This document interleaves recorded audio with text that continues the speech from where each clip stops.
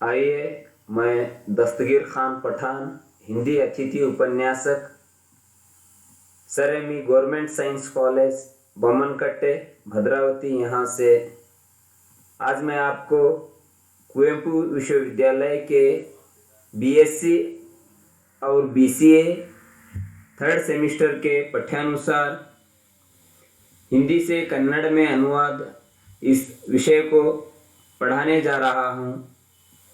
यहाँ आपको परीक्षा में इस विषय पर 10 अंक प्राप्त होंगे। यह अनुवाद का कार्य एक महत्वपूर्ण कार्य है। छात्राओं को इसका अभ्यास करवाया जाता है और परीक्षा में इसके प्रश्न भी होते हैं, ताकि छात्र जो है आने वाले दिनों में अगर कोई कार्यालयीन काम में लग जाए या कोई अनुवाद करने का कार्य मिल जाए तो वो बहुत ही आसानी से इस कार्य को अंजाम दे सकें। इस दृष्टि से यह अनुवाद कार्य रखा जाता है।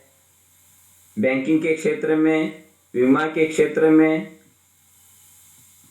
रेलवे मंत्रालय में, इसी तरीके से केंद्रीय संस्थानों के बहुत सारे कार्यालयीन कामों के अंदर अनुवाद का विषय हमें महत्वपूर्ण रूप से करना पड़ता है। इसलिए आज आपको पाठ्यानुसार मैं एक नमूना यहाँ पर प्रस्तुत करता हूँ कि हम सबसे पहले एक हिंदी पैराग्राफ पढ़ेंगे, उसके बाद उसका अनुवाद हम कन्नड़ में देखेंगे। अब मैं आपके सामने यह हिंदी पैराग्राफ पढ़ने जा रहा हूँ। पंचवार्षीय योजनाओं को कार्यान्वित करने में भारत को अनेक कष्टों का सामना करना पड़ा।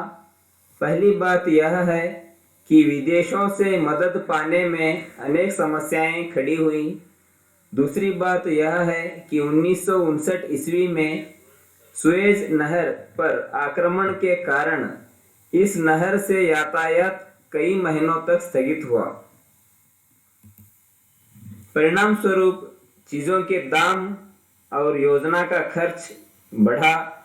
गरीबों को खाने पीने की चीज़ें महंगी दामों में मिलने लगी। पंचवार्षिक योजना का खर्च बढ़ा। विदेशों से माल के पहुंचने में विलंब हुआ।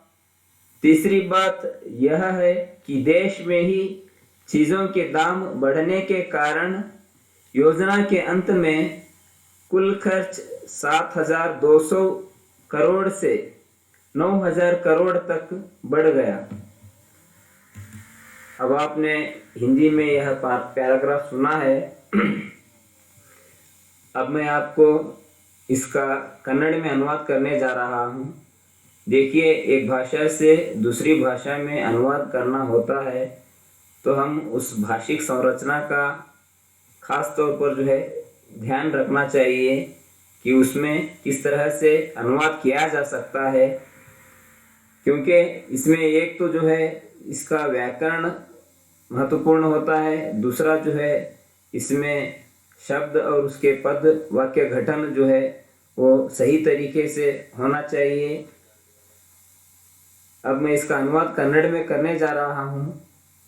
ಪಂಚವಾರ್ಷಿಕ ಯೋಜನೆಗಳನ್ನು ಜಾರಿಗೊಳಿಸಲು ಭಾರತವು ಅನೇಕ ಸಮಸ್ಯೆಗಳನ್ನು ಎದುರಿಸಬೇಕಾಯಿತು. ಮೊದಲನೆಯದಾಗಿ ವಿದೇಶಗಳಿಂದ ಸಹಾಯ ಪಡೆಯಲು ಅನೇಕ ಸಮಸ್ಯೆಗಳು ಎದುರಾದವು. ಎರಡನೆಯದಾಗಿ 1959ನೇ ಇಸ್ವಿಯಲ್ಲಿ ಸುಯೆಜ್ ಕಾಲುವೆಯ ಮೇಲೆ ಆದ ದಾಳಿಯ ಕಾರಣ ಸಾರಿಗೆ ತಿಂಗಳುಗಳವರೆಗೆ ನಿಂತು ಹೋಯಿತು. ಇದರ ಪರಿಣಾಮವಾಗಿ ವಸ್ತುಗಳ ಬೆಲೆ ಮತ್ತು ಪಂಚವಾರ್ಷಿಕ ಯೋಜನೆಯ ಖರ್ಚು ಹೆಚ್ಚಾಯಿತು. ವಿದೇಶಗಳಿಂದ ವಸ್ತುಗಳು ಬರಲು ತಡವಾಯಿತು. ಮೂರನೆಯದಾಗಿ ದೇಶದಲ್ಲಿಯೇ ವಸ್ತುಗಳ ಬೆಲೆ ಹೆಚ್ಚಾದ ಕಾರಣ ಯೋಜನೆ ಕೊನೆಯಲ್ಲಿ ಒಟ್ಟು ಅಂದಾಜು ಖರ್ಚು 7,200 ಕೋಟಿ ರೂಪಾಯಿಯಿಂದ 9,000 ಕೋಟಿ ರೂಪಾಯಿಯವರೆಗೆ ಹೆಚ್ಚಾಯಿತು. अब आप इसका कन्नड़ अनुवाद भी सुन चुके हैं।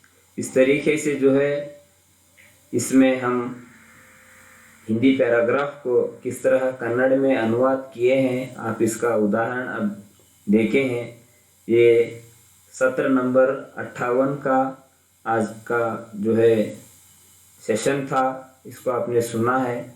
इसी तरीके से और भी जो है सेशन आने वाले हैं हिंदी से कन्नड़ा में अनुवाद के लिए।